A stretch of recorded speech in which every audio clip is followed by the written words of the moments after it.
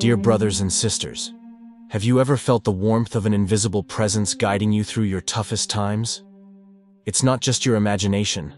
The souls of our departed loved ones do not abandon us after death, but continue to watch over us. Our loved ones continue to care for us and try to help us in many ways. Maria Sima, who throughout her life had the gift of seeing and meeting the souls of the departed, explains in the book, Get Us Out of Here, how they can help us and how they intervene in our lives. Join us in this fascinating testimony through the words of Maria Sima. Maria, do souls guide, instruct, and advise their living relatives? Yes, this happens. It happened very frequently through me in 1954 when souls would come and tell me the place and date of their death. They asked me to inform their families about issues that needed correction. Usually, these were inheritances distributed unjustly or against their last wishes. Is it true that we carry everything we have learned on earth with us? Yes, it is true. In that case, is there evidence that souls help us according to their skills or expertise? So, if a seamstress needs help with her work, would it be better to turn to a soul in purgatory who was a seamstress in life? Yes, there is evidence of this. If we urgently need help, for example, in an impending car accident, it is very likely that the help comes from a soul who understands cars rather than from an expert in knitting. I know a man who had to smuggle goods several times during the last war. He always asked the customs officers in purgatory to help him get through. In many years of activity, he was never caught. However, it should be said that the goods he smuggled were Bibles and religious articles. If they had been weapons or drugs, this help would never have been granted. Souls never intervene to assist in illegal activities. In what other ways can souls guide and advise us? We can ask a soul to guide us spiritually. This is particularly useful when we can't find a good priest and feel spiritually too alone. The souls will not fail to help us. In the cases I was aware of, I never knew how this help manifested itself. However, the souls affirm that this happens. Can you give me an example of how a soul from purgatory freed or protected someone? Yes, a young man was looking for a good and pious wife. He had a young woman in mind whom he occasionally visited.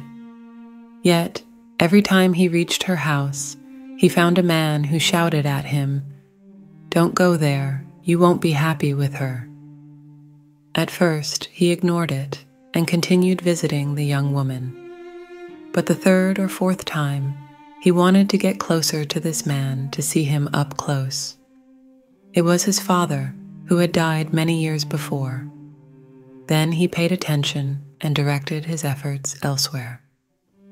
In this way, he was freed and protected from a situation of certain future unhappiness. Then, yes, another case. I knew a young woman who had tried several times to enter a convent, but had always been rejected for various reasons. She then took to sitting in a solitary corner by a lake to find peace in her God. One day, while heading there, she heard a voice whispering, "Stop, go back." She ignored it and continued on her way. But the voice spoke again, "Go back." She didn't stop until she felt two hands pushing her back. This time she was convinced and did not go further. Later, she told a believing psychologist about the incident, who explained, "Clearly, in the psychological state you were in, you could have been easily entranced by the water and might have unknowingly fallen in or thrown yourself in and drowned." If we are allowed to ask for their protection here, are we equally allowed to ask the souls of the highest of the three levels to descend to the lowest level to help other souls? No, this is not possible. The reason is that they know and act only according to what is before them. They seek and yearn for the light of God and are oriented solely in God's direction. We should rather pray to Saint Michael and the other angels to protect and help the souls of the lower levels. Are there other ways they protect us?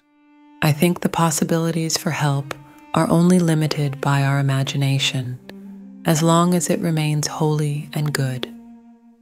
They will never come to our aid for endeavors not in accordance with God's will. Do not lose heart if, occasionally, their help is not evident. Do not forget that for everything they do, they need permission from Jesus through his Holy Mother. And, as we all know, Jesus' plans do not always coincide with ours, even if our requests are good. Moreover, their work often goes unnoticed, because the peace that comes from their protection is often a silent and invisible gift.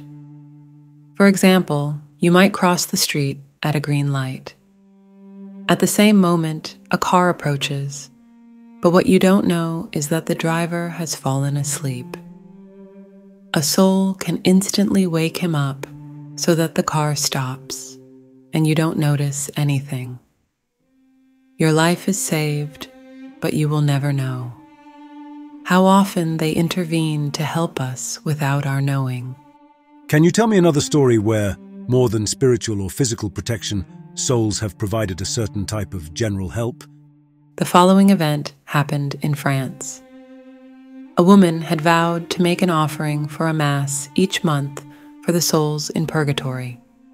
She was a modest and pious person who worked as a maid in families of a certain rank. Then she lost her job and remained without work for longer than expected. She had almost exhausted her savings to support herself when, one day, leaving Mass, she remembered she had to leave her monthly offering. But now it was a serious problem.